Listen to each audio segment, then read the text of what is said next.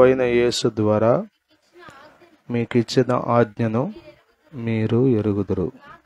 కాగా మీరెలాగు నడుచుకొని దేవుని సంతోషపరచవలెనో మా వలన నేర్చుకొనిన ప్రకారముగా మీరు నడుచుకొనుచున్నారు. ఈ విషయంలో మీరు అంతకంతకు అభివృద్ధి నొందవలెనని మిమ్మల్ని వేడుకొని ప్రభువైన యేసునందు హెచ్చరించుచున్నాము. అపోస్తలుడైన పౌలు గారు మరి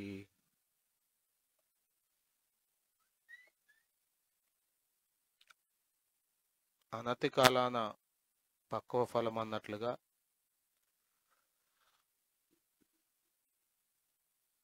దేవుని మహాదయా సంకల్పం చొప్పున రక్షించబడ్డాడు. రక్షించబడటం మాత్రమే కాక దేవుని సేవ చేయడానికి ఏర్పాటు చేయబడి మరి అనేక ప్రాంతాలు తిరిగి సేవ చేశారు. సంఘాలు స్థాపించారు. సంఘం అంటే రక్షించబడిన ప్రజల గుంపు. మందిరం అంటే ఒక కట్టడం.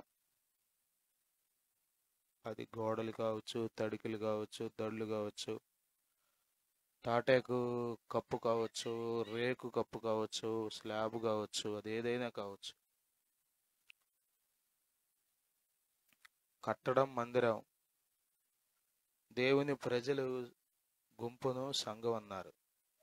సంఘానికి గ్రీకు పదం ఎక్లేషియా అనే పదం వాడారు.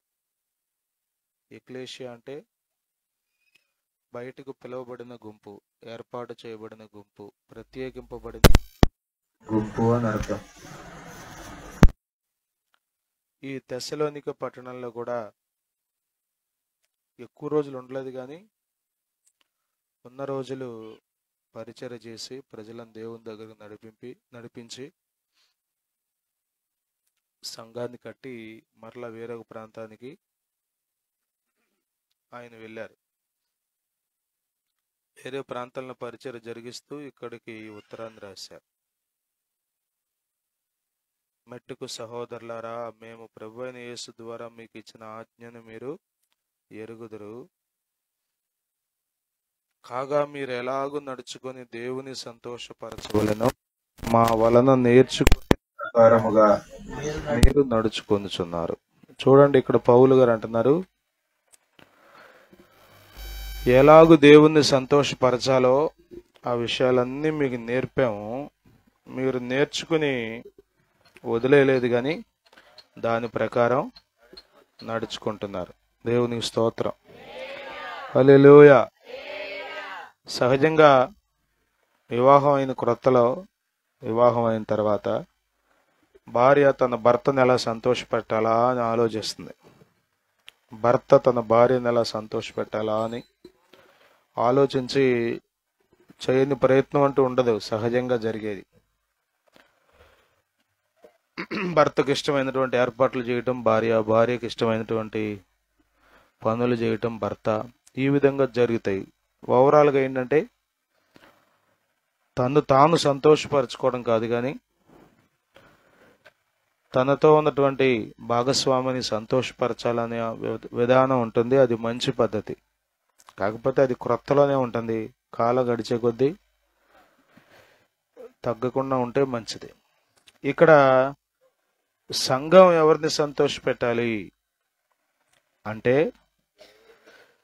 సంఘం విశ్వాసి తోటి విశ్వాసిని సంతోషపెట్టాలా, సేవకుడిని సంతోషపెట్టాలా, లేకపోతే తన బంధువులుగా ఉన్న, స్నేహితులుగా ఉన్న అన్యజనులను సంతోషపెట్టాలా, లేక దేవుణ్ణి సంతోషపెట్టాలా? మనందరికీ దేవుణ్ణి సంతోషపెట్టాలని ఉంటుంది, కానీ ఎక్కువ సార్లు మనం దేవుణ్ణి సంతోషపెట్టకపోగా మనుషులను సంతోషపెట్టడానికి ప్రయత్నం చేస్తాం. ఎక్కువ సార్లు అదే చేస్తాం, మనుషుల్నే సంతోషపెడతాం. దానికి అనేక ఉదాహరణలు మనం తీసుకోవచ్చు. ఆదివారం ఉందనుకోండి, బంధువులు పెళ్లి పెట్టుకున్నారు, ఆరాధన ఉంటుంది. ఏం చేస్తాం? ప్రభువా క్షమించు నాయనా అని ఒక ప్రార్థన చేసుకుని, టఫ్ సిచ్యువేషన్స్, కఠినమైన పరిస్థితులు వచ్చినప్పుడు, ఇక ఏదో ఒకటి తేల్చుకోవాలి అనుకున్నప్పుడు అపోస్తలులు ఏం చేశారంటే దేవుని వైపే మొగ్గు చూపారు. పేతురు యోహానులు పెద్దగా చదువులేని పామర్లు.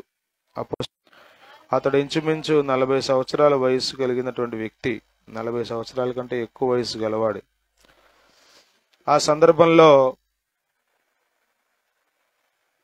అధికారులు, పెద్దలు, శాస్త్రులు అందరూ కూడుకుని అందరి మధ్యలో పేతురుని యోహాను నిలబెట్టి, మీరు ఎట్టి పరిస్థితుల్లో అసలు ఈ నామాన్ని బోధించొద్దు, అసలు ఈ నామాన్ని పలకొద్దు, ఎక్కడెక్కడ అసలు ఇట్లాంటి పనులు చేయడానికి వీల్లేదని వాళ్ళు బెదిరి పెట్టాలని బెదిరి పెట్టారు. బెదిరి పెట్టమంటే తెలుసుగా, ఇంకేమాత్రం ఇక వాడి ఆలోచనల్లో కూడా ఇక్కడ యేసయ్య అనే పేరు పలకుండా ఉండాలని. మనుషులు సహజంగా ఇలా చేస్తారు. దేవుని మీద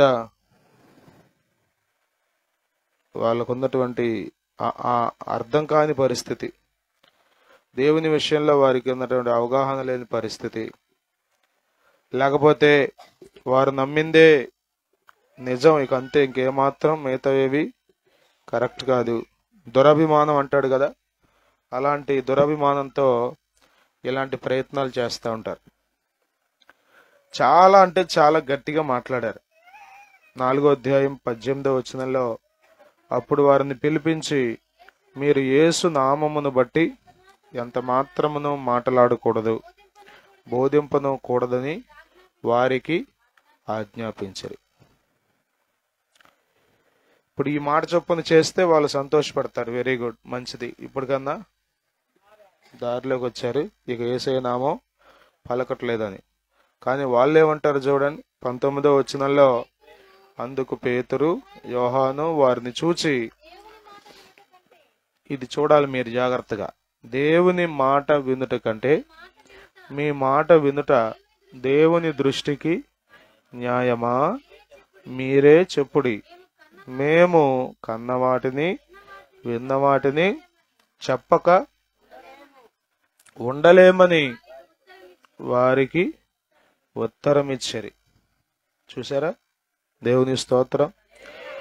హల్లెలూయా, హల్లెలూయా.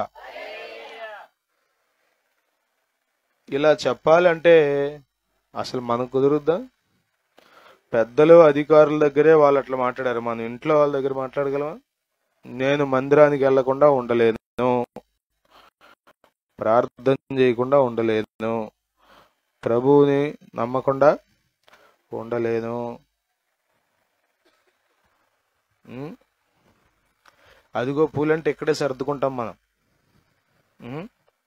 అంతగా ఆలోచిస్తాం, అంతగా భయపడిపోతాం.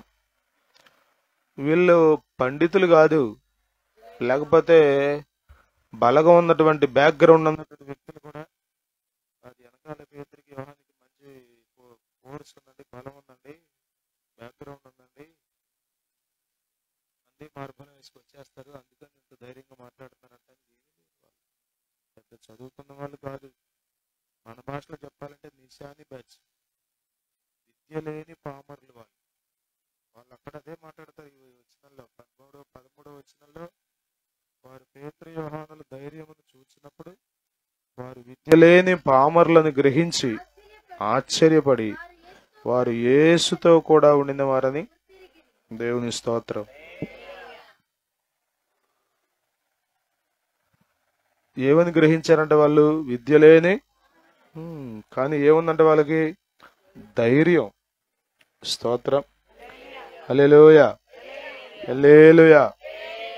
దేవుని పిల్లలుగా మనం నిజంగా దేవుని వెంబడించేటప్పుడు, దైవ చిత్తాన్ని జరిగించేటప్పుడు, వాక్యానుసారంగా మనం మన జీవితాలను కలిగి ఉన్నప్పుడు, మరి లోకంలో ఎవ్వరు ఇవ్వని ధైర్యం మన గుండెల నిండా పరిశుద్ధాత్మ ద్వారా మనకు కలుగుతుంది. కొంచెం చదువు ఉంటే మనకేమనిపిస్తుంది, ఏ ఏరియాకి వెళ్ళినా మనకు కొంచెం చదువు ఉంది కాబట్టి ఆ యొక్క భాష వచ్చు కాబట్టి బ్రతికిపోతామనే ధైర్యం ఉంటుంది. ఇట్లా చదువుని బట్టి చెప్పండి, మనకు తెలిసిన వాళ్ళు ఎవరన్నా ఉంటే అక్కడ అట్లా ధైర్యం. రకరకాలైన ధైర్యాలు మనిషికి ఉంటాయి. మరి వీళ్ళ ధైర్యం ఏంటంటే ప్రభువుని బట్టి. దేవుని స్తోత్రం. హల్లెలూయా. అక్రమంగా నడుచుకోవట్లేదు, ప్రజలకు నష్టాన్ని కలిగించే పనులేమి చేయట్లేదు. మరి వారు ధైర్యంగా యేసు నామాన్ని ప్రకటిస్తున్నారు. ప్రకటించొద్దని వాళ్ళు చెప్పినప్పుడు వాళ్ళని సంతోష పెట్టాలని మూటములు సర్దుకుని నోరు మూసుకుని వెళ్ళిపోవట్లేదు. మీరే చెప్పండి, అసలు ఏది చేయమంటారో చెప్పండి. దేవుని మాట వినుట మేలా, మీ మాట వినుట మేలా? ఏది న్యాయం? దేవుని దృష్టికి ఏది? అసలు మనమంతా ఇప్పుడు దేవుని దృష్టికి ఆలోచించట్లా, మనమంతా మనుషుల దృష్టికి, కొన్నిసార్లు పాస్టర్ గారి దృష్టికి, తోటి విశ్వాసుల దృష్టికి ఆలోచిస్తున్నాం. దేవుని దృష్టికి మనం గమనించగలిగితే, దేవుని దృష్టికి మనం ఏది చేస్తున్నాం, దేవుని దృష్టికి న్యాయమైందేనా? ప్రియమైన వాళ్ళరా, ఇక్కడ పౌలు అంటున్నాడు సంఘంతో, మేము నీకేమి నేర్పామో దాని ప్రకారంగా మీరు దేవుణ్ణి సంతోషపెట్టేటట్టుగా నడుచుకుంటున్నారు. దేవుని స్తోత్రం. హల్లెలూయా. ఒక దైవజనునికి ఆనందం ఎప్పుడంటే, దేవుణ్ణి అంగీకరించిన బిడ్డలు సత్యాన్ని అనుసరించి నడుచుకుంటున్నారు అన్నప్పుడు కలిగే ఆనందం కంటే ఇంకా ఎక్కువ ఆనందం ఏమీ ఉండదు. ఉదాహరణకి మన వాళ్ళు చెప్తారు, పుత్రుడిని కన్నప్పుడు కంటే ప్రజలు ఆ పుత్రుడిని చూసి మెచ్చుకుంటున్నప్పుడు కలిగే సంతోషం అంతా ఇంత కాదని. దేవుని పిల్లలు దేవుణ్ణి సంతోషపెట్టే అనుభవాల్లో, వాక్యపు అనుభవాల్లో నడుచుకుంటున్నారని వినబడినప్పుడు, తెలుస్తున్నప్పుడు నిజమైన ఆనందం సేవకునికి ఉంటుంది. దేవుడు కూడా ఆనందిస్తాడు. ఇక్కడ యోహాను రాసిన 3వ పత్రికలో అంటాడు, యోహాను భక్తుడు 3వ పత్రికలో 3వ వచనం, నీవు సత్యమును అనుసరించి నడుచుకొనుచున్నావు గనుక సహోదరులు వచ్చి నీ సత్య ప్రవర్తనను గూర్చి సాక్ష్యము చెప్పగా విని బహుగా సంతోషించితిని. నా పిల్లలు సత్యమును అనుసరించి నడుచుకొనుచున్నారని వినుట కంటే నాకు ఎక్కువైన సంతోషము లేదు. దేవుని స్తోత్రం. హల్లెలూయా, హల్లెలూయా, హల్లెలూయా. గమనించండి ప్రియులారా, సత్యమును అనుసరించి నడుచుకొనుచున్నావంట. సహోదరులు వచ్చి నీ సత్య ప్రవర్తన గురించి నాకు చెప్పినప్పుడు నేను బహుగా సంతోషించాను. దేవుని స్తోత్రం. హల్లెలూయా. ఒక దైవజనుడికి ఆనందం ఏంటో తెలుసా? చాలాసార్లు అనుకుంటారు, సేవకులు కానుకిస్తే, లేకపోతే భోజనం పెడితే, బట్టలు పెడితే, ఇంకోటేదో కలిగిస్తే ఆనందం అని. అది తాత్కాలికమైన ఆనందాన్ని అస్సలు కలిగించవని చెప్పను కానీ నిజమైన సంతోషం ఎలా వస్తుంది దైవజనుడి కంటే, లేకపోతే దేవునికైనా, మరి బిడ్డలు సత్యాన్ని అనుసరించి నడుచుకొంచున్నారు. దేవుని స్తోత్రం. హల్లెలూయా, హల్లెలూయా, హల్లెలూయా. మరి ఏలీ కుమారులు సత్య ప్రకారం నడిచే అనుభవాల్లో నుండి తొలగిపోయారు, దారి మళ్ళారు, త్రోవ తొలగారు, ఇష్టానుసారంగా బ్రతుకుతున్నారు. వినబడింది, ఏలీ దాన్ని చాలా సింపుల్గా గద్దించాడు. కొన్నిసార్లు మనం తీసుకోవాల్సినంత గట్టిగా యాక్షన్ తీసుకోకపోతే జరిగే నష్టం చాలా ప్రమాదంగా ఉంటుంది. మరి ఏలీ 2 కుమారులు ఒకే రోజు చనిపోయారు. ఏలీ చనిపోయాడు, కోడలు కూడా చనిపోయినట్లుగా మనం సమూయేలు గ్రంథంలో చూస్తాం. నిజమైన సంతోషం దేవునికి మనల్ని చూసినప్పుడు ఎప్పుడు కలుగుతుంది? అసలు ఎలా సంతోషిస్తాడు దేవుడు అంటే, మనం సత్యమును అనుసరించి సత్యం ఏంటి? సత్యం సత్యం అంటే వాక్యమే సత్యం. 119వ కీర్తనలో మనం చదువుతాం కదా, 119వ కీర్తన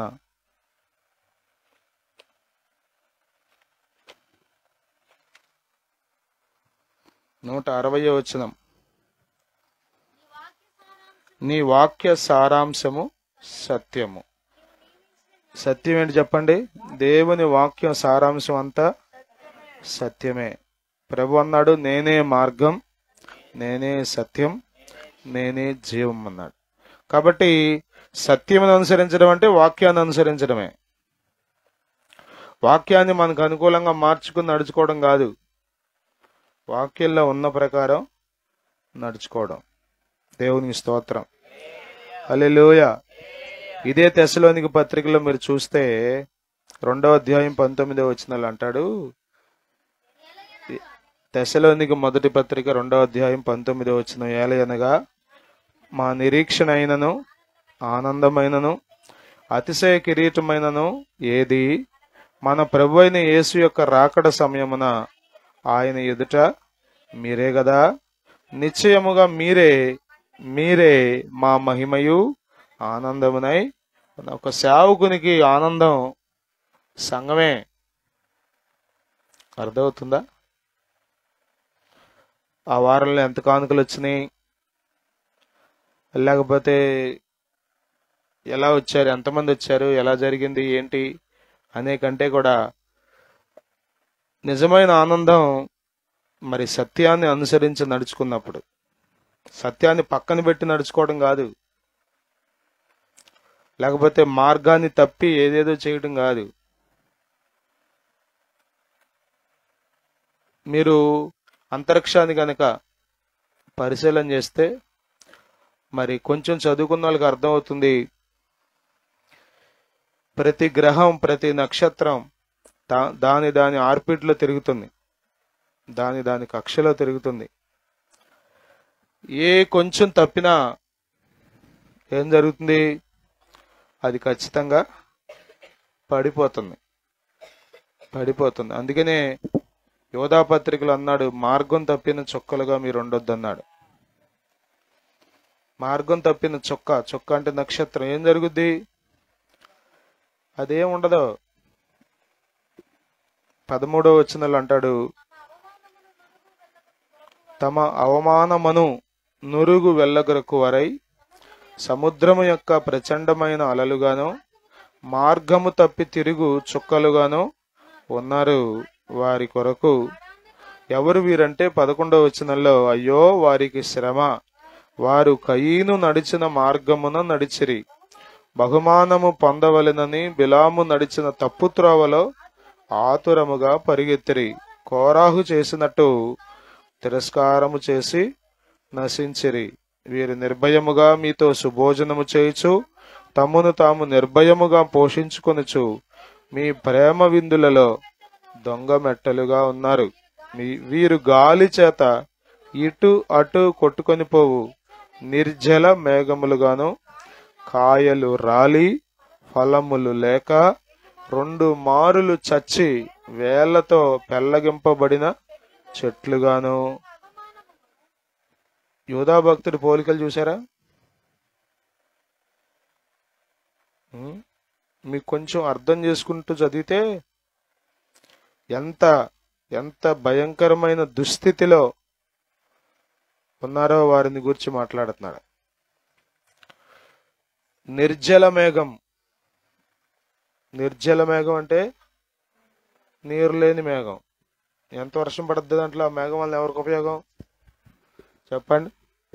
గాలి చేత అటు ఇటు కొట్టుకుపోద్ది అంతే, అది ఉపయోగం లేనిది. మీరు సత్యాన్ని అనుసరించకుండా మీకు నచ్చిన మార్గాల్లో నడిస్తే మీరు మేఘాలుగా కనబడతారు, కానీ మీలో నుండి ఏమీ ఎవరికి ప్రయోజనం ఉండదు. ఇంకా అంటాడు, కాయలు రాలి ఫలములు లేక 2 మారులు చచ్చి అంట. ఆ పదం ఒకసారి ఆలోచించండి. ఏదో ఒకసారి చావడం కాదు, ఒకసారి చచ్చాక మళ్ళా కొంచెం చిగురు వచ్చిందంట, మళ్ళా చచ్చిందంట. 2 మారులు చచ్చి వేళ్లతో పెళ్లగింపబడిన చెట్టు ఏమవుద్ది కది? అగ్నిలో కాల్చబట్టానికి తప్ప మరి దేనికి పనికిరాదు. ఉం? ప్రచండమైన అలలు, మార్గము తప్పి తిరిగే చుక్కలు. ప్రియులారా, మార్గం తప్పితే ఎట్లా చెప్పండి? కయీను నడిచిన మార్గం ప్రమాదకరమైంది, బిలాను నడిచిన మార్గం ప్రమాదకరమైంది, కోరాహు నడిచిన మార్గం ప్రమాదకరమైంది, ఇస్కరియోతు యోధా నడిచిన మార్గం ప్రమాదకరమైంది. ఈ మార్గాల్లో నడిస్తే కదా కొద్దిమంది భక్తిహీనులను ఆదర్శంగా తీసుకుంటారు. వాళ్ళకి భలే నచ్చుతారు వాళ్ళు కదా. చాలాసార్లు అర్థం కాదు ఈ యవ్వన పిల్లలు చేసే చేష్టలు, వాళ్ళు మాట్లాడే మాటలు, వాళ్ళు చేసే పనులు.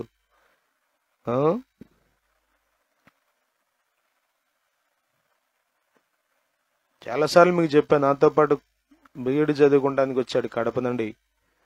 వాడు చాలా తేలిగ్గా తీసుకునేవాడు. దేవుని కృపలో మొత్తానికి వాడికి ఉద్యోగం వచ్చింది, వివాహం అయింది, ఇద్దరు పిల్లలు, సెటిల్ అయ్యాడు, బాగానే ఉన్నాడు. ఊరికే గాలిగా తిరిగేవాడు. కడప నుండి వచ్చేవారా చదువుకుంటానికి, బీఈడి అంటే నీకు భవిష్యత్తు, ఉద్యోగం డిసైడ్ చేసే కోర్స్ ఇది, నీ లైఫ్ సెటిల్ అయిపోద్ది, చక్కగా చదువుకోరా అంటే మేము ఉండే రూమ్ ముందే ఒక ఆడపిల్లతో తిరిగేవాడు. ఇంటర్మీడియట్ తప్పింది ఆ పిల్ల.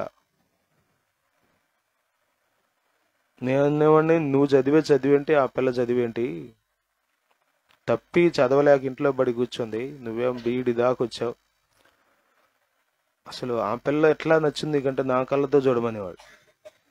నేను ఎక్కడప్పుడు ఆడి కళ్ళు పెట్టుకోవాలి నేను? ఈ దానిలో చాలా మందికి వాళ్ళు చేసేది వాళ్ళకి రైట్. అందుకే ఇక వాళ్ళ ఉద్దేశం ఏంటంటే వాళ్ళ కళ్ళతో చూడాలి మనం. యేసు రక్తమే శనివారం కూటానికి ఎందుకు రాలేదు, నా కళ్ళతో చూడు నేనేం చేశాను. ఉపవాస కూటంలో లేవు, నా కళ్ళతో చూడు. గృహకూటానికి రాల, నా కళ్ళతో చూడు. నేను ఏ స్థితిలో ఉన్నా నీకేం తెలుసు? నువ్వు అక్కడుండి మాటలు చెప్పడం కాదు. ప్రియులరా, భక్తిహీనులను మీరు ఆదర్శంగా తీసుకుంటే వారి వలె మారిపోయి నష్టపోయే ప్రమాదం ఉంది. మీ జీవితాన్ని వ్యర్థపుచ్చుకునే ప్రమాదం ఉంది. వారు మార్గము తప్పిన చుక్కలుగా ఉన్నారంట. వారి కొరకు గాఢాంధకారము నిరంతరము భద్రము చేయబడి ఉన్నది అన్నాడు. దేవుని స్తోత్రం, హల్లెలూయ. గాఢాంధకారం నిరంతరము భద్రము. ఇంకా లైటింగ్ లేదు ఇక వాడి జీవితానికి వెలుగనేదే లేదు జీవితకాలం అంతా. లేకపోతే నిత్యత్వం అంతా మామూలు అంధకారం కాదంట, గాఢాంధకారంలో ఉండటమే వాడి జీవితం. ఇప్పుడు నీకు నచ్చినట్టుగా జీవిస్తే రేపు నీకు మిగిలేది గాఢాంధకారమే. ఇప్పుడు నువ్వు దేవుణ్ణి సంతోషపెట్టేట్టుగా బ్రతికితే రేపు శాశ్వతమైన జీవాన్ని ప్రభు దగ్గర పొందుకుంటావు. దేవుని స్తోత్రం, హల్లెలూయా. మన జీవితం దేవుడిచ్చినటువంటి కృపా ప్రసాదం. దేవుని దయ వలన మనం ఈ జీవితాన్ని పొందుకున్నాం. దేవుని దయ వలన మనం ఈ రక్షణను పొందుకున్నాం. మీరు జాగ్రత్తగా రక్షణలో నిలిచి ఉంటూ, వెలుగు సంబంధుల వలె నడుచుకుంటూ, దైవికమైన మార్గాల్లో సత్యమును అనుసరించి నడుచుకుంటున్నప్పుడు ఇది దేవునికి గొప్ప సంతోషం కలిగించే విషయం. దేవుని స్తోత్రం. నా పిల్లలు సత్యమును అనుసరించి నడుచుకున్నారని వినుడు కంటే నాకు ఎక్కువైన సంతోషం ఏముంది అంటున్నాడు యోహాను భక్తుడు. ఎవరికైనా అంతే కదా. మీరు కాలేజీకి వెళ్ళారనుకోండి, పిల్లల గురించి మంచి సాక్ష్యం వింటే ఏమని వస్తారు? ఎంతో తృప్తిగా వస్తారు ఇంటికి వచ్చేటప్పుడు. మీ అబ్బాయి అండి మంచోడండి, అట్లాగండి ఇట్లాగండి. యేసు రక్తమే జయం. 18 సంవత్సరాలుగా గవర్నమెంట్ స్కూల్లో చేస్తున్నాగా నేను. అంతకుముందు ఒక 5 సంవత్సరాలు 6 సంవత్సరాలు, మొత్తం 25 సంవత్సరాలు నుండి పిల్లలతోనే పని.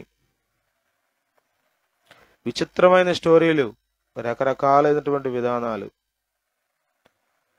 ఖచ్చితంగా ఎవ్వరు ఉన్నది ఉన్నట్టుగా చెప్పరు.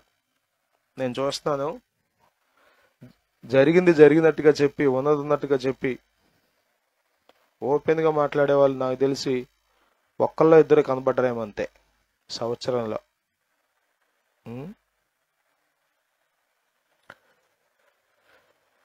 సత్యం లేదు మనుషుల జీవితాల్లో. ఉన్నదిన్నట్టుగా చెప్పుకునే పరిస్థితి లేదు. విశ్వాసులుగా మనం కూడా అలాగే ప్రవర్తిస్తే ఇంకా అన్నజనులకి మనకు తేడా ఉంది. మనం దేవుని దగ్గర మన హృదయాన్ని కుమ్మరించాలి. మార్గం తప్పావా?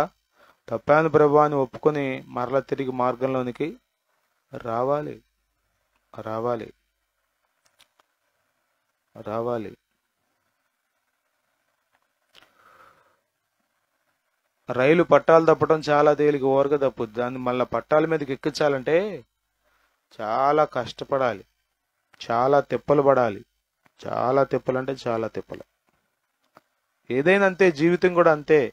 బాట తప్పేయడం తేలిక, ఓరక ఎట్లా పడితే అట్లా బ్రతికేయచ్చు, ఎట్లా పడితే అట్లా మాట్లాడేయచ్చు. తిరిగి మళ్ళీ దారిలోకి రావాలంటే చాలా కష్టం, చాలా కష్టం. నమ్మలేని పరిస్థితి, నమ్మలేని పరిస్థితి. ఈ మధ్యకాలంలో ఎక్కువ మీరు చూస్తే పేపర్ల నిండా భార్యలు చంపేసే భర్తలు, చంపేస్తున్నారు అంతే భార్యలు. చాలా చాలా చాలా ఘోరంగా. యేసు రక్తమే జయం.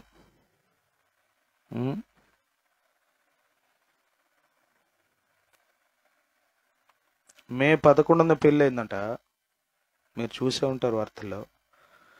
3 చోట్లకు తీసుకెళ్ళింది హనీమూన్ కని, 2 చోట్ల ప్రయత్నం చేసింది కానీ చంపడానికి కుదరలా. మేఘాలయ అనే ప్రాంతంలో చంపేసింది. చంపడంలో కూడా మామూలుగా చంపలా. మే 11న పెళ్ళైంది, 25న ఎప్పుడో తీసుకెళ్ళింది. అసలు ఏమీ తెలియనట్టుగా మళ్ళీ ఏడవడం మొదలెట్టాను. నా భర్త కనబట్టలేదు, ఏమైపోయాడో తెలియట్లేదు. కొన్నిసార్లు సహజంగా ఏమనుమానిస్తారు? వివాహం అయిన క్రొత్తలో. అందుకని బలవంతం పెళ్ళిళ్ళు చేయకూడదు. ఒప్పిచ్చేసి చేసేస్తే పెళ్ళాక మారిపోద్దులే అనుకుంటాం. మారిపోవడం కాదు, ఆన్లైన్ చంపేసింది అంతే. ఆల్రెడీ అమ్మాయికి ఇంకోటితో ఉందంట వివాహ సంబంధం, అక్రమ సంబంధం. కాబట్టి మొత్తం నగలన్నీ పెట్టుకురమ్మందట. వాడుకున్న ఉంగరాలు కానీ అయ్యి మొత్తం డబ్బులు గిబ్బులు అన్నీ సరదాగా తిరుగుదామన్నంట. వీడికి కూడా చెప్పింది, మేము ఇక్కడికి వస్తున్నాం పలానా చోటు, కానీ చంపేశారు. లోకం అంతా ఇలా ఉంది. ఎట్లా ఉందంటే అసలు అమాయకంగా ఉండేవాడు, లేకపోతే దాన్ని ఏమంటారంటే సత్యంగా, నీతిగా, నిజాయితీగా, హానెస్టీగా జీవించేవాడు పెచ్చోళ్ళే కనబడుతున్నాడు. ఎక్కడికక్కడే తెలివి మీరిపోయారు మనుషులు. వీళ్ళందరూ దేవుణ్ణి సంతోష పెడతారా? ఎలా సంతోష పెట్టగలరు? లోకంలో అక్రమం పెరిగిపోయింది. మనం గుర్తుపెట్టుకోవాలి, ప్రారంభంలోనే చెప్పాను, సంఘము అంటే ప్రత్యేకించబడిన గుంపు. సముద్రంలో లేకపోతే నీళ్ళల్లో ఒక పడవ ఉన్నప్పుడు అది నీళ్ళల్లో పైకి తేలాలి తప్ప నీరు ఎప్పుడూ పడవలోనికి రాకూడదు. అలాగే లోకం ఎన్నటికీ సంఘంలోనికి రాకూడదు. లోక విధానాలు, లోక పద్ధతులు, లోక మాటలు, అర్థమవుతుందా? వ్యంగ్యం రాకూడదు సంఘంలోనికి. ఒకరి సుఖ దుఃఖాల్లో ఒకరు పాలుపడాలి తప్ప వ్యంగ్యం రాకూడదు. ఇంకా నీకు నిజమైన ప్రేమ ఉంటే హెచ్చరించాలి, సరిచేయాలి.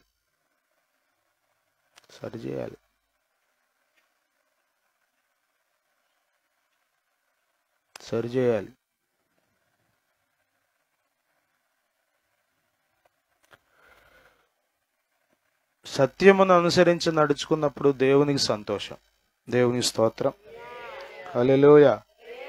సత్యమును అనుసరించకుండా మనం ఎన్ని మాయమాటలు చెప్పినా, భక్తులుగా ఒకవేళ కనబడినా, చలామణి అయినా, ఒక రోజున మనం తేలిపోతాం.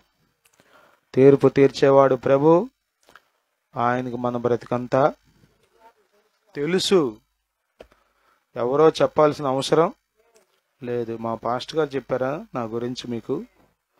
మా పక్క విశ్వాసం చెప్పింది, ఆవిడ ఎప్పుడు నా గురించి చెబుద్ది అట్టాగే అనుకో. మాకు దేవునికి ఎవరు చెప్పవసరలా. మనందరి బ్రతుకులు ఆయన దగ్గర ఓపెనే.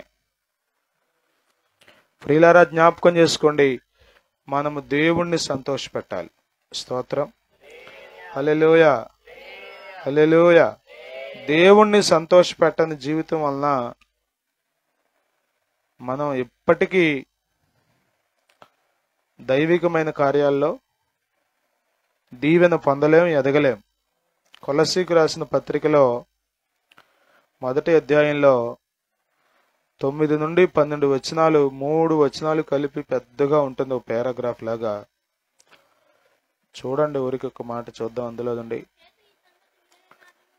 అపోస్తలుడైన పౌలు కొలస్సీలకు రాసిన పత్రిక 1వ అధ్యాయం 1వ అధ్యాయం 9వ వచనం నుండి చదువుతున్నాం. అందుచేత ఈ సంగతి వినిన నాట నుండి మేమును మీ నిమిత్తము ప్రార్థన చేయుట మానక మీరు సంపూర్ణ జ్ఞానమును ఆత్మ సంబంధమైన వివేకమును గలవారును ఆయన చిత్తమును పూర్ణముగా గ్రహించిన వారునై ప్రతి సత్కార్యములో సఫలులగుచు దేవుని విషయమైన జ్ఞానమందు అభివృద్ధి పొందుచు అన్ని విషయములలో ప్రభువును సంతోషపెట్టునట్లు. ఆ మాట గుర్తుపెట్టుకోవాలి మీరు. అన్ని విషయములలో ప్రభువును సంతోషపెట్టునట్లు ఆనందం ఆయనకు తగినట్టుగా నడుచుకొనవలెననియు ఆనందముతో కూడిన పూర్ణమైన ఓర్పును దీర్ఘశాంతమును కనుపరుచునట్లు ఆయన మహిమ శక్తిని బట్టి సంపూర్ణ బలముతో బలపరచబడవలెననియు తేజోవాసులైన పరిశుద్ధుల స్వాస్థ్యములో పాలివారమగుటకు మనలను పాత్రులుగా చేసిన తండ్రికి మీరు కృతజ్ఞతాస్తుతులు చెల్లింపవలెననియు దేవునిని అనేక విషయాలు బతిమాలుకుంటున్నా అంట. దేవుని దగ్గర మానక ప్రార్థన చేస్తున్నా అంట. అందులో ఒక అంశం ఏంటంటే, సంఘం, కొలస్సీలో ఉన్న పరిశుద్ధులు, విశ్వాసులు, దేవుని బిడలు అన్ని విషయములలో ప్రభువుని సంతోషపెట్టాలి. దేవుని స్తోత్రం. హల్లెలూయా, హల్లెలూయా, హల్లెలూయా, హల్లెలూయా. మనుషులను సంతోషపెట్టేవాడు దేవునిని సంతోషపెట్టలేడు. మనుషులను సంతోషపెట్టాలని ఆలోచించేవాడు ఎన్నటికీ దేవుని హృదయాన్ని సంతోషింపచేయలేడు, నింపలేడు. రోమాపత్రికలో కూడా చూడండి, రోమాపత్రికలో ఒక మాట చూడండి. 8వ అధ్యాయం 8వ వచనం. కాగా శరీర స్వభావము గలవారు దేవునిని సంతోషపరచనేరరు. చెప్పండి ఈ మాట. శరీర స్వభావం గలవారు దేవునిని సంతోషపరచనేరరు. శరీర స్వభావం అంటే ఏంటి?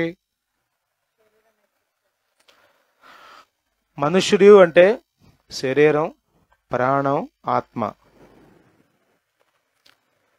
ఇది శిథిలమైపోయే గుడారం. ఈ శరీరం అనేది దేవుడు మనకి పెట్టాడు. ఈ శరీరం ఉన్నంత కాలమే ప్రాణం ఉంటుంది. ప్రాణానికి శరీరానికి అవినాభావ సంబంధం. ప్రాణం పోతే ఈ శరీరానికి విలువ లేదు. ఈ శరీరంలో లేకపోతే మనకు ప్రాణం ఉన్నా, ఆత్మ ఉన్నా మనం ఏమి చేయలేం భూమి మీద. ఆత్మతో ఏం చేస్తాం భూమి మీద? ఆత్మతో చేయాలంటే మనం శరీరంలో ఉండాలి. కాబట్టి శరీరం చాలా ప్రాముఖ్యమైంది. కానీ కేవలం శరీర సంబంధమైన స్వభావం, శరీర సంబంధమైన మాటలు, శరీర సంబంధమైన ఆలోచనలు, శరీర సంబంధమైనటువంటి ఉద్దేశాలు కలిగిన వాడు ఎన్నటికీ దేవునిని సంతోషపెట్టలేడు. దేవుని స్తోత్రం. హల్లెలూయా, హల్లెలూయా, హల్లెలూయా. అర్థమవుతుందా మీకు?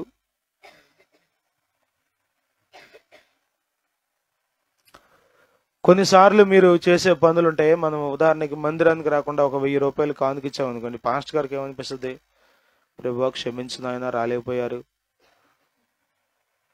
అని కొంచెం ప్లీజింగ్ మేనర్లో ప్రార్థన చేయొచ్చు. పాస్టర్ గారు కూడా శరీరంలో ఉన్నాడు కాబట్టి. కానీ నీ కానుకను దేవుడు యాక్సెప్ట్ చేయడు. మాకు గుర్తుపెట్టుకోవాలి, మనము దేవునికి ఇష్టం. మన కానుక కంటే, మనం ఇచ్చే డబ్బుల కంటే మనం అంటే ఇష్టం ఆయనకి. దేవుని స్తోత్రం. హల్లెలూయా. ఏమీ లేదు ఆయన దగ్గర. చెప్పండి, మనం ఇవ్వటాక ఆయనకి? చెప్పండి, ఏమి లేదు. చెప్పండి, అన్నీ ఆయనయే. దశంభాగం దేవునికి అంటాం మనం. దేని కొరకు అంటే బైబిల్లో రాయబడింది, నా మందిరములో ఆహారం ఉండునట్లు అన్నాడు. కానుకలు, ప్రతిష్ఠితార్పణలు, దశంభాగాలు ఇవన్నీ ఎందుకొరకంటే దేవుని పరిచర్య క్రమంగా జరుగు నిమిత్తం, అంతే తప్ప ఈ దశంభాగాలన్నీ దేవుడు తింటాడని కాదు. అర్థమవుతుందా? మన వాళ్ళకి ఆ అలవాటు ఉంది కదా, అక్కడ పెట్టి పెట్టి ఇక్కడ కూడా పెడతారు. యేసుబాబు ఫోటో ముందు, తినయ్యా నువ్వు కూడా తిను, ఇదిగో పులిహార కొంచెం, చక్కెర పొంగలు కొంచెం. ఎవరికి పెట్టే ముందు? విశ్వాసులందరికీ పంచే ముందు అక్కడ పెడితే ఆయన తింటాడు. అది యేసు రక్తమే. ఏమి లేవు అసలు. దేవునిని సంతోష పెట్టాలంటే నువ్వు శరీర రీతిగా నడుచుకుంటే సంతోష పెట్టలేవు. శరీర రీతిగా ఆలోచిస్తే దేవుణ్ణి సంతోష పెట్టలేవు.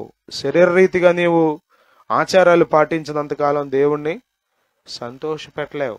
దేవుణ్ణి సంతోష పెట్టలేవు. శరీర స్వభావం గలవారు ఎన్నటికీ దేవునిని సంతోష పెట్టలేరు. ప్రియులరా, మనము శరీర క్రియలను చంపి ఆత్మానుసారులుగా మారి దేవుడి యొక్క మార్గాల్లో నడిచినప్పుడు, దైవికమైన చిత్తాన్ని మొట్టమొదట వెతికినప్పుడు దేవునిని మనం నిజంగా సంతోష పెట్టడానికి అవకాశం ఉంటుంది. స్తోత్రం. పౌలు గారంట అక్కడున్న దినాల్లో, కొన్ని దినాలే ఉన్నాడు తెస్సలోనిక పట్టణంలో, చెప్పాడంట ఎలా దేవుణ్ణి సంతోష పెట్టాలి, ఆ విషయాలన్నీ నేర్పించాడంట. దేవుని స్తోత్రం. వాళ్ళు కూడా ఏం చేశారు? పౌలు గారు చెప్పిన విషయాలన్నీ నేర్చుకుని వాళ్ళు ఏం చేస్తున్నారంట? అలా నడుచుకుంటున్నారంట. దేవుని స్తోత్రం. హల్లెలూయా. ఈ దినాల్లో చెప్పండి, చెప్పేదంతా చెప్పడమే, మనకి నచ్చినట్టు మనం చేయడమే. కొన్నిసార్లు అనిపిస్తుంది ప్రసంగాలన్నీ ఏమైపోతున్నాయి అసలు. అది ఒక ప్రసంగం కాదుగా, ఇవాళే ఉంది, పొద్దుట 2 ప్రసంగాలు, ఇప్పుడు 1, 3. ఏమైపోతున్నాయి ప్రసంగాలు?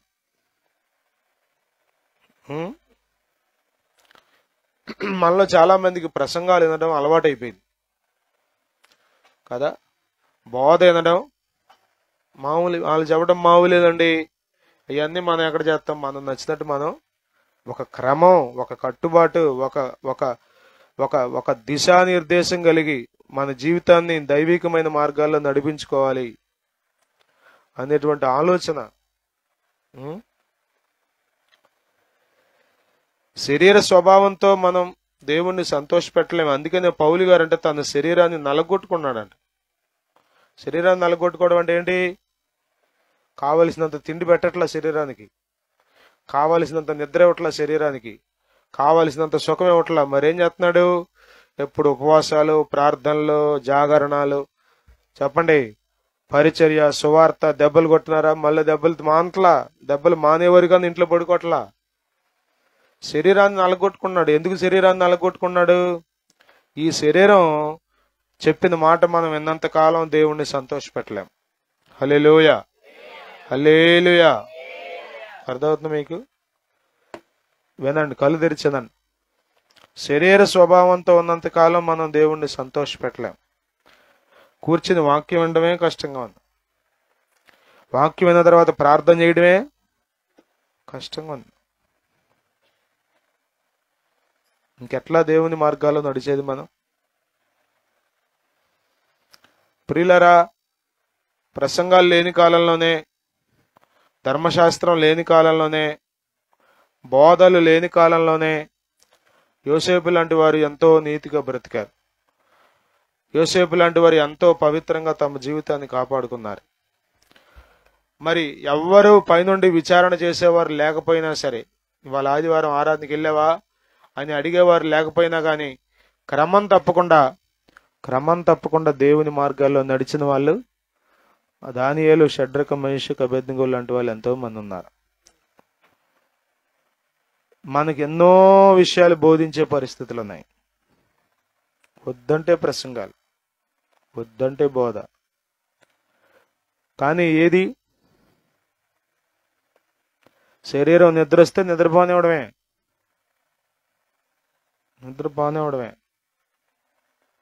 నిద్రపో, ఇవన్నీ మావులే, ఆయన చెప్తానే ఉంటాడు, నువ్వు పడుకో. ఇప్పుడు కాకపోతే ఇంకెప్పుడు పడుకుంటావు నువ్వు అసలు?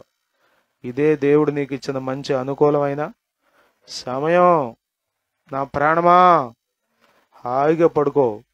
ఆమెనంటారు, అప్పుడు లెగు, మెల్లగా వెళ్ళు. ఇక అక్కడికి వెళ్ళి ఏగలు తోలుకో. ఎక్కడికి వెళ్ళి ఇంకేం పడదు నిద్ర. ఇక్కడ పట్టాల్సిన నిద్ర అంటే ఇక్కడ పట్టించేశారు సాతాను గారిని. మనలో ఎక్కువ శాతం శరీరాన్ని జాగ్రత్తగా పెంచి పోషించుకుంటున్నాం. చాలా చాలా కొద్దిమందిని చూస్తాను నేను, మీటింగ్ వస్తారా, చక్కగా ఒక కుర్చీలో కూర్చుంటారు, ఒక కుర్చీలో బ్యాగ్ ఎడతారు, ఒక కుర్చీలో కాలు ఎడతారు. 3 కుర్చీలు మేడం గారికి. ఒక కుర్చీలో కూర్చుంటుంది, ఒక కుర్చీలో బ్యాగ్ ఎడద్దు, 2 కాళ్ళు ఇంకో కుర్చీలో వేస్తుంది. పొరపాటున ఎవరికైనా కుర్చీలు తగ్గి అడిగామా, శరీర స్వభావం కాకపోతే ఏం చెప్పండి, 3 గంటలు ఒకవేళ నొప్పులే కావచ్చు కాళ్ళు, కానీ నువ్వు కూర్చో, శరీరాన్ని ఉంచి చూడ దేవుడది.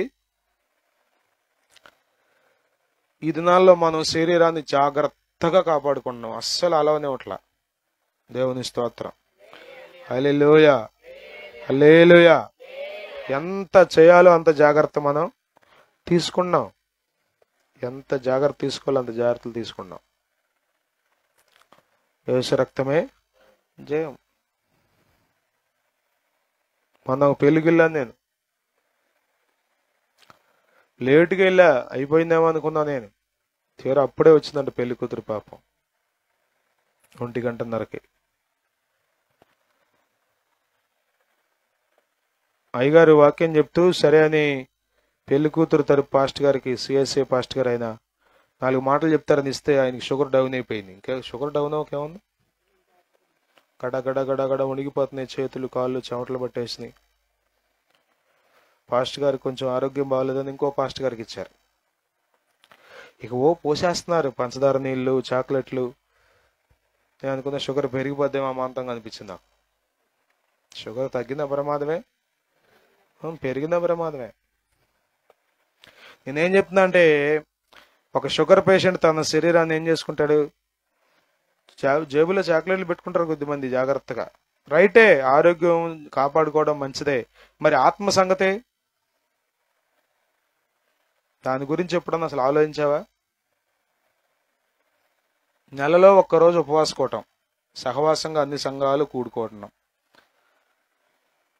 కృతజ్ఞతగా నెలకొక్కరోజు సహవాసంలో కూడుకుందాం అని ఆలోచన ఎప్పుడన్నా వచ్చిందా? ఉపవాసం ఉందాం అనే ఆలోచన ఎప్పుడన్నా వచ్చిందా? అయ్యగారు అస్సలు నాకు పడదండి ఉపవాసం, ఉపవాసం ఉంటే నేను తట్టుకోలేదండి. మన ఆటలన్నీ ఇక్కడే సాగుతాయి. డాక్టర్ దగ్గరికి వెళ్తే ఆడు ఉండమంటే చచ్చినట్టు ఉంటాం. నువ్వు 12 దాకా ఏమి తినకూడదంటే ఏం చేస్తాం? 12 కాదు 1 గంట దాకా ఉంటాను, అయ్యా తగ్గితే చాలు అంటాం. యేసు రక్తమే. స్కానింగ్ చేయాలంటే 1.5 లీటర్ నీళ్ళు తాగమంటే 1.5 లీటర్ ఏంటి 2 లీటర్లు తాగుతాం. ప్యాస్కి వెళ్ళొద్దంటే వెళ్ళాం, బెగబట్టి కట్ట కూర్చుంటాం. ప్యాస్కి వెళ్ళావో నీకు స్కానింగ్ రాదు, రిపోర్ట్ తప్పు వచ్చేస్తుంది. మనం అందరూ చెప్పింది చేస్తాం, దేవుడు చెప్పింది తప్ప. యేసు రక్తమే జయం. ఎలా దేవుడు సంతోషపెడతాడు చెప్పండి?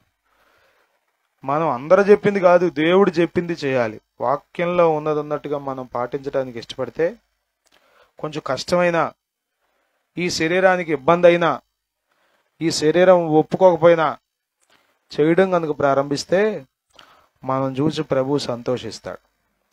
హల్లెలూయా, హల్లెలూయా. ఒక మంచి సాక్ష్యాన్ని చెప్తున్నాడు. ఇదిగో మీరు ఎలాగూ నడుచుకుని దేవుని సంతోషపరచవలెనో మా వలన నేర్చుకొనిన ప్రకారముగా మీరు నడుచుకొనుచున్నారు. దేవుని స్తోత్రం. హల్లెలూయా. ఏ ప్రకారంగా అంట? ఎందుకు చెప్పండి కూటం పెట్టి వాక్యం చెప్పేది? ఎందుకు వాక్యం? ఏం మాట్లాడలే చూసారా? ఎందుకో అందుకులేయ్యా, కానీ పగలంతా అలసిపోయాం, ఇప్పుడు మళ్ళీ ఏంటి అన్నట్టు ఉంది మొహం. చెప్పండి ఎందుకు, చెప్పండి బోధ ఎందుకు?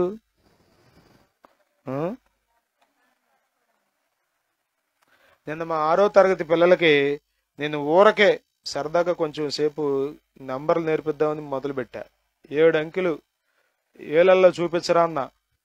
ఇట్ట అన్నాడు కొంచెంసేపు, ఇట్ట అన్నాడు, ఇట్ట అన్నాడు, ఇట్ట అన్నాడు, ఇట్ట అన్నాడు, ఇట్ట అన్నాడు, ఇట్ట అన్నాడు, ఇట్ట నా ముందు డాన్స్ చేస్తున్నాడు. అంటే ఆడికి 7, 8 ఏంటి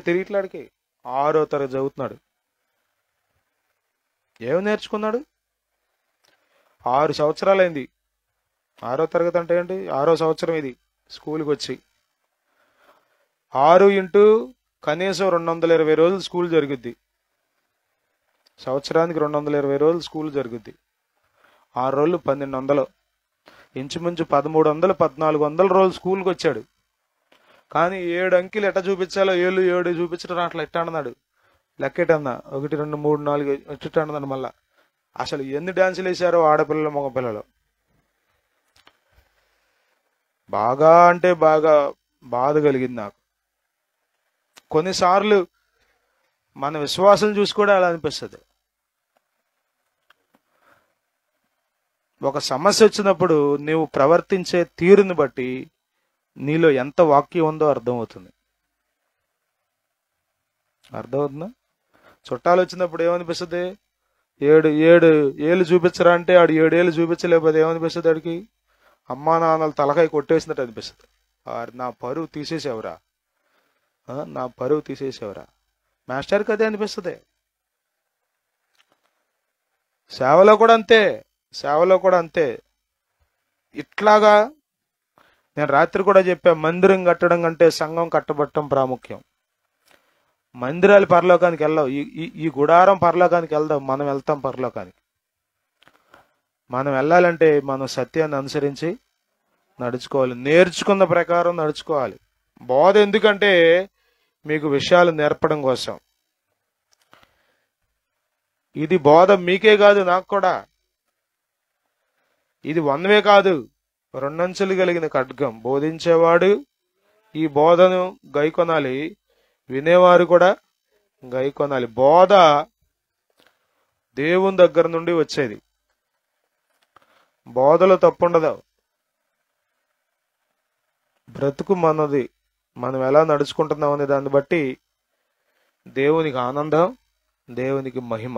అందుకే అన్నాడు పౌలు, మీరే మా మహిమ, మీరే మా ఆనందమై ఉన్నారంటున్నాడు. అర్థమవుతుందా? మీరు దేవుని దగ్గర శ్రేష్టమైన జీవితం కలిగి సిగ్గుపడనక్కర్లేని వారిగా నిలబడ్డారా, మేము బతికిపోయినట్టే. అర్థమవుతుందా? లేదు, సిగ్గుతో తల వంచుకునే పరిస్థితి వచ్చిందా, ఇక మా పరిస్థితి చూడండి, ఇంక ఎంత ఘోరం. ఏం చెప్పగలం దేవుని దగ్గర? నేను బోధించానయ్యా, నేను చెప్పానయ్యా, వాళ్ళు వినలేదయ్యా. ఏమి అవి చల్లవు, అసలు అవి చల్లవు. అర్థమవుతుందా? మీరు 100 చెప్పండి.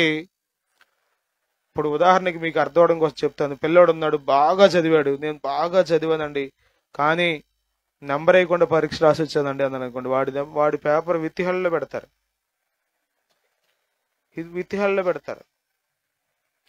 లేకపోతే ఒక క్వశ్చన్కి ఇంకో ఆన్సరు, ఈ క్వశ్చన్కి ఆన్సరు, ఆ క్వశ్చన్కి ఈ ఆన్సర్, గందరగోళం అయిపోయి రాసేసానండి, పొరపాటు అయిపోయిందండి, ఇంకోసారి అవకాశం ఇస్తే రాస్తుందండి అంటే ఇస్తారా? నువ్వు ఎన్నన్నా చెప్పండి, టాపర్ ఎవడొస్తాడు? ఆ పరీక్షలో నిలబడి ప్రశ్నకు తగ్గట్టుగా ఆన్సర్ రాసి, నీట్లో అంట 99.999% వచ్చిందంట రాజస్థాన్ కుర్రోడికి.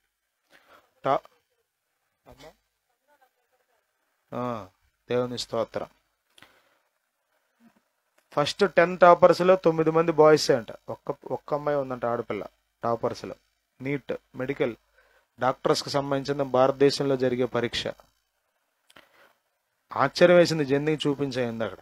అంటే 99.999% అంటే చూడండి ఎంత కష్టపడ్డాడో. ఆ కష్టమంతా ఎగిరిపోద్ది. భారతదేశంలో తనకి ఇష్టం వచ్చింది కాలేజీలో చదవచ్చు. ఇప్పుడు తనకి ఇష్టం వచ్చింది కాలేజీలో చదవచ్చు. లాస్ట్ ర్యాంక్ కూడా ఏం చేయాలి?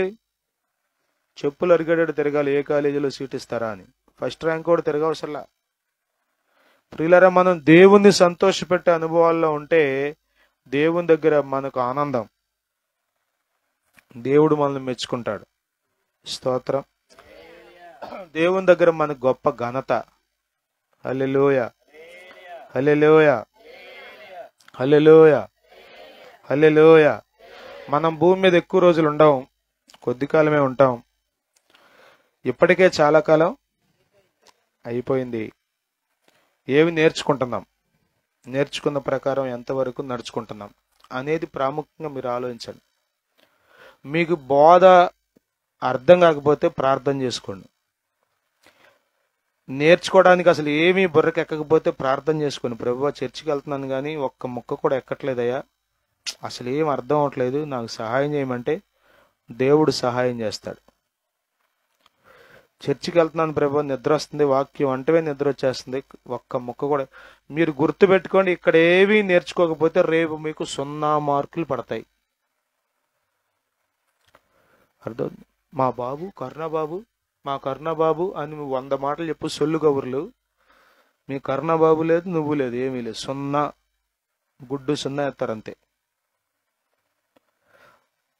మా తాపత్రయం ఏంటంటే పడుకుందామని కూడా లేపి వాక్యం చెప్పడానికి ఏంటంటే, మీరు సత్యాన్ని అనుసరించి నడుచుకుంటే, వాక్యాన్ని నేర్చుకుంటే, క్రమాన్ని నేర్చుకుంటే, దేవుణ్ణి సంతోషపెట్టే అనుభవాల్లో బ్రతకడానికి అవకాశం.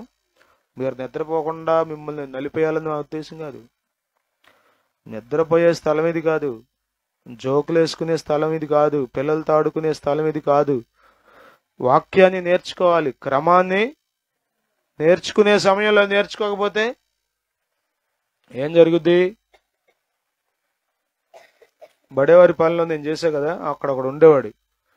ఎంత బతిమాలు చెప్పినా ఒరే ఊరకే నువ్వేమి ఉద్యోగాలు చేయవసరలా, ఊళ్ళో వెళ్ళవసరలా, చిన్న బడ్డీ కొట్టు పెట్టుకున్న లెక్కలు రావాలరా, చిన్న ఆటో తోలుకున్నా, రిక్షా తోలుకున్నా లెక్కలు రావాలరా, 4 అక్షర ముక్కలు నేర్చుకో, కూడికలు నేర్చుకో, తీసివేతలు నేర్చుకో. బతిమాలు చెప్పా, వెళ్ళవాడు మొత్తానికి పోయాడు. 10th క్లాస్ మధ్యలోనే చదవాల, 9th భయంగా, ఇంకా చదువు రాదు. ఇక ఎక్కదు కొద్ది మందికి అసలండి. ఏముంది దీంట్లో అసలు? చదువు ఏముంది చెప్పండి? ఎందుకు ఎక్కదంటే ఇక లేదు మనసు. వాక్యం కూడా అంతే, ఏముంది? చక్కగా కూర్చుని ఫ్యాన్ కింద వాక్యం వింటాక ఏముంది? కళ్ళు తెరిచి అసలు ఎక్కదు, లోపలికి వెళ్తుంది. మీరు ఇంకేదైనా చెప్పండి, ఒక సినిమా స్టోరీ చెప్పండి. మేము చదువుకునే రోజుల్లో క్రాఫ్ట్ మాస్టర్ ఒక ఆయన ఉండేవాడు. క్రాఫ్ట్ పీరియడ్ ఉండేది. క్రాఫ్ట్ పీరియడ్ ఆయన వచ్చాడంటే చాలు స్టోరీ చెప్పేవాడు. నేను అనుకుందాం భలే చెప్తాడు ఈ స్టోరీ అని. తర్వాత మాకు తెలిసింది ఏంటంటే, మా ఫ్రెండ్స్ చెప్పేవాళ్ళు ఆయన సినిమా స్టోరీ చెప్పాడు. ఆయన ముందు రోజు సినిమా చూసంటే ఆ సినిమా అంతా చెప్పేశాడు. మనకు సినిమాలు చూసేది లేదు కదా, అందుకని ఏదో కథ చెప్పాడు, భలేగా ఉంది అనుకునేవాడు నేను. కథ కాదు, అది సినిమా స్టోరీ.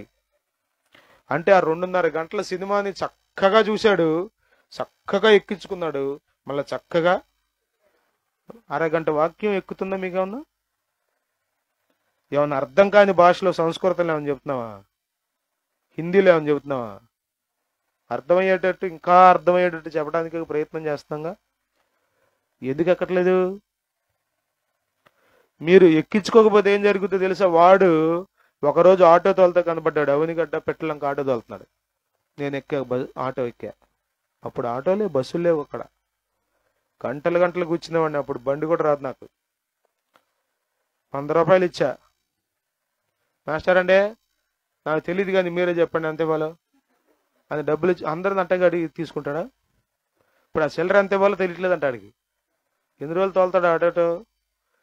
ఎంత బాగుపడతాడు ఆటో తోలి? 4 అక్షర ముక్కలు నేర్చుకోవచ్చు కదా. 100 రూపాయలు, 30 రూపాయలు ఛార్జీ, పోతే ఎంత వస్తాయి? 70 రూపాయలు. 70 రూపాయలు ఎట్టివ్వాలి? ఒక 50 రూపాయలకి అయితే, ఒక 20 రూపాయలకి అయితే, లేకపోతే 3 20 రూపాయలకి అయితే, ఒక 10 రూపాయలకి అయితే, ఒక లెక్క రావాలిగా. ఇదేగా చదువులో ఉండేది. అది నేర్చుకోవాలి. ఇప్పుడు అన్నాడు మాస్టర్ అండి, మీరే తీసుకున్నాను, డబ్బులు తీసి మీరే తీసుకున్నాను అన్నాడు. సరే నేను తీసుకుంటా బా, నేను మిగతావాడు నాడు ఎక్కువ తీసుకుంటే ఏం చేస్తా? నువ్వు సాయంత్రం దాకా సంపాదించి నాడు తీసుకుపోతాడు. ఏమి నేర్చుకోవాలి? మనం నేర్చుకోవాలి, నేర్చుకున్న దాని ప్రకారం నడుచుకోవాలి. అప్పుడు దేవునికి సంతోషం. మీరు ఏమి నేర్చుకోకపోతే ప్రసంగాలన్నీ బూడిదలో పోసినట్టు అయిపోతాయి. ప్రయాసంతా వ్యర్థమైపోతే ఎలా ఉంటుందో తెలుసా? చాలా బాధగా ఉంటుంది. అర్థమవుతుంది? విత్తనాలు వేసిన వెంటనే భారీ వర్షం కొట్టింది అనుకోండి, ఏమవుద్ది? సంతోషంగా ఉంటుందా? తెల్లారెళ్ళి గండి కొట్టి నీళ్లు బయటికి తీసి ఎట్టా ఉందో చూసుకునేంత వరకు మనసాగుద్దా? కొద్దిమందికి ఆ రాత్రికి పోతారు టార్చ్ లైట్ వేసుకుని. ఎట్టాగొట్ట గండి కొట్టేయాలని. అంటే విత్తన విలువ తెలుస్తుంది మీకు, కానీ భక్తిలో ఉన్నటువంటి విలువ తెలియట్లా. తెసలోనికి సంఘంతో అంటున్నాడు, మీరు ఏమి నేర్చుకున్నారో దాని ప్రకారం సత్యం అనుసరించి నడుచుకుంటున్నారు, మీరు ప్రభువుని సంతోషపెట్టేవారుగా ఉన్నారని చెప్తున్నాడు. ఇలాంటి సాక్ష్యం మనం పొందుకోవాలి. హల్లెలూయా, హల్లెలూయా, హల్లెలూయా. నేను వీలైనంత వరకు అర్థమయ్యేటట్టు చెప్పడానికి ప్రయత్నం చేస్తున్నా. హై లాంగ్వేజ్ వాడి పెద్ద పెద్ద పదాలు వాడటానికి ఇష్టపడలేదు, ఎందుకంటే మీకు అర్థం కాదు. నా ప్రార్థనలో ఒక ప్రార్థన ఏంటంటే, ఏమీ చదువు రానోడికి కూడా వాక్యం అర్థమయ్యేటట్టుగా నా నోట నీ మాటలు ఉంచు ప్రభువా అని. యేసన్న గారికి దేవుడు ఆ కృప ఇచ్చాడు. యేసన్న గారు మాట్లాడుతుంటే పక్షులు ఆలకించినట్టుగా ఉండేవి. ఏమీ చదువు రానాడు కూడా తృప్తిగా కడుపు నిండా అన్నం తింటే ఎట్లా ఉంటుందో అట్లా నింపబడి సంతోషంగా ఇంటికి వెళ్ళేవాడు. దేవుడు ఆయనకు కృప ఇచ్చాడు. దేవుని స్తోత్రం. చిన్న చిన్న కథలతో, చిన్న చిన్న ఉపమానాలతో పెద్ద పెద్ద విషయాలు బోధించేవాడు. యేసు ప్రభు కూడా అలాగే బోధించాడు. దేవుని స్తోత్రం. హల్లెలూయా, హల్లెలూయా. కాబట్టి జ్ఞాపకం చేసుకోండి, నేర్చుకోండి. నేర్చుకున్న దాని ప్రకారం నడవడం ప్రారంభించండి. కేవలం విని సరిపెట్టుకోవడం కోసం కాదు బోధలు. అర్థమవుతుందా? మీరు ఊరికి గారెలు వేసారు అనుకోండి, గారెలు వేసాను డెప్పొచ్చు తిరుగుతుంటే కడుపు తింటుందా? వేసింది ఎందుకోసం? తినడానికేగా. తినడానికే. ఎవరికి డెప్పొచ్చు తిరిగితే ఎవరికి ఉపయోగం? గారెలు వేసాను భలేగా వచ్చినాయి, అమ్మాయి వాళ్ళ గారెలు భలేగా వచ్చినాయి. ఏం చేస్తావు? భలేగా వస్తే నెత్తికేసి కొట్టుకో, తెల్లారికి వాసన వస్తాయి. తినాలి. కొద్దిమంది తింటమో తెలియదు, పెట్టడమో తెలియదు. ఇక అంతకంటే అజ్ఞానం కూడా లేదు. వాళ్ళు తినరు, పెట్టరు. ఫ్రిడ్జ్కి మాత్రం పెడతారు దాన్ని. ఫ్రిడ్జ్కి పెడతారు దాన్ని. యేసు రక్తమే జయం.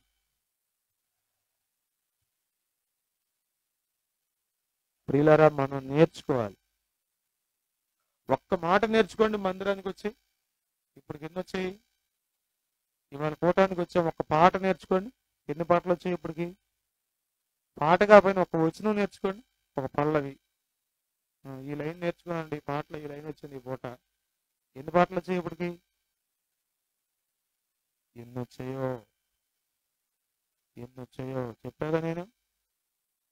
సంవత్సరానికి 52 ఆదివారాలు, 52 శుక్రవారాలు, 52 శనివారాలు, 52 బుధవారాలు.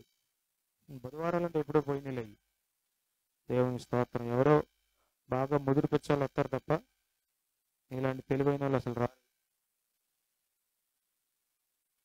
శనివారం ఆదివారం మన వాళ్ళు కొంచెం క్రమంగా వస్తారు. 52 వేసుకోండి. శనివారం 52, ఆదివారం 52, 104 రోజులు.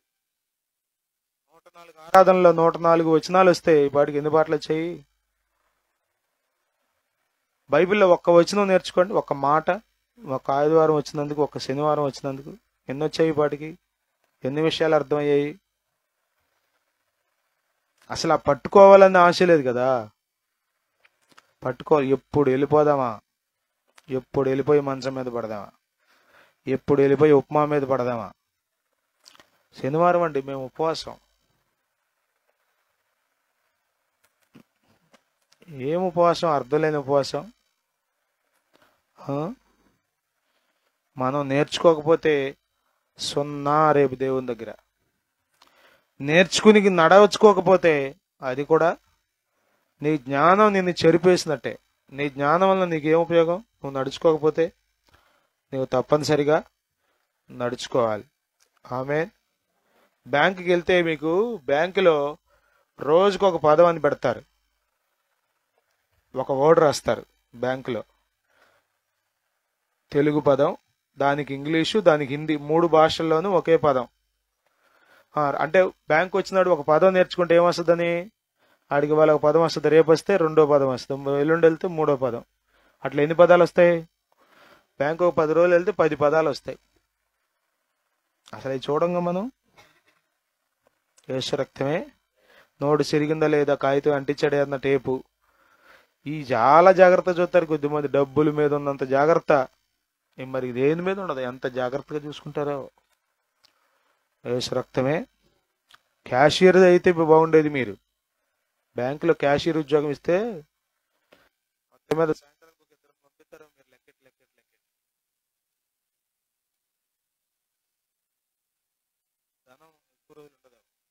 ఈ శరీర అవయవాలు, ఈ బలం, ఈ అందం, ఈ సౌందర్యం ఏది ఉండదు. మనం ఏమి నేర్చుకున్నామో, మనం ఏమి వంట పట్టించుకున్నామో, మనం ఏది పాటించామో అదే రేపు మనకు ఉపయోగపడుతుంది. దేవుని దగ్గర మనకు మెప్పు పొందేటట్లుగా చేసేది అదే. దేవుని దగ్గర మనకు ఘనత తెచ్చేది అదే. దశలోనికి సంఘం అంట, మీరు నా దగ్గర నేర్చుకున్న ప్రకారం మీరు సత్యాన్ని అనుసరించి నడుచుకున్నారు, దేవుని సంతోషపెట్టేటట్లుగా మీరు నడుచుకుంటున్నారు అని పౌలు గారు సంతోషపడతారు. దేవుని స్తోత్రం. హల్లెలూయా. తాత్కాలికమైన వాటిని బట్టి సేవకుడు సంతోషపెడితే అతడు సేవకుడు కాదు. అర్థమవుతుందా? చచ్చు పుచ్చుతో సంఘాన్ని నింపితే అతడు సేవకుడు కాదు. ఎంతమంది ఉన్నారనేది కంటే కూడా ఎంతమంది సత్యాన్ని అనుసరించి నడుచుకుంటున్నారు అనేది ప్రాముఖ్యం. ఎంతమంది సత్యాన్ని అనుసరించి నడుచుకుంటున్నారు, ఎంతమంది దేవుని సంతోషపెట్టే అనుభవాలు ఉన్నారు, ఎంతమంది దేవుని మార్గంలో, దేవుని వాక్యపు అనుభవాల్లో నడుస్తున్నారు అనేది చాలా ప్రాముఖ్యం. నీ జీవితం ఎలా ఉందో ఒకసారి చూసుకో. శరీర స్వభావం కలిగిన వాడు దేవుణ్ణి సంతోషపెట్టలేడు. దేవుణ్ణి సంతోషపెట్టలేడు. నీకు నచ్చిన మార్గంలో నీవు నడిస్తే దేవుణ్ణి సంతోషపెట్టలేవు. మార్గం తప్పిన చుక్కల వలె, నిర్జల మేఘాల వలె, 2 మార్లు చచ్చి వేళ్లతో పెకలించబడిన చెట్లు వలె ఉంటావు నీవు. నీ వల్ల నీకు ప్రయోజనం లేదు, ఎవరికి ప్రయోజనం లేదు, దేవునికి అసలు ఆనందమే లేదు. ఇంకా ఈ జీవితంకి అర్థమేముంది? కాబట్టి దేవుణ్ణి సంతోషపెట్టేటట్లు బ్రతుకుదాం. మనకున్నది ఒకే ఒక్క జీవితం. ఇప్పటికే చాలా భాగం అయిపోయింది, ఇంకా ఉండేది కొంతకాలమే. కనీసం అయిపోయిన దాన్ని పక్కన పెట్టి ప్రభువా క్షమించని మిగిలిన జీవితమైన ప్రభు కొరకు, ప్రభువును సంతోషపెట్టుడు కొరకు బ్రతకడానికి ఇష్టపడదాం.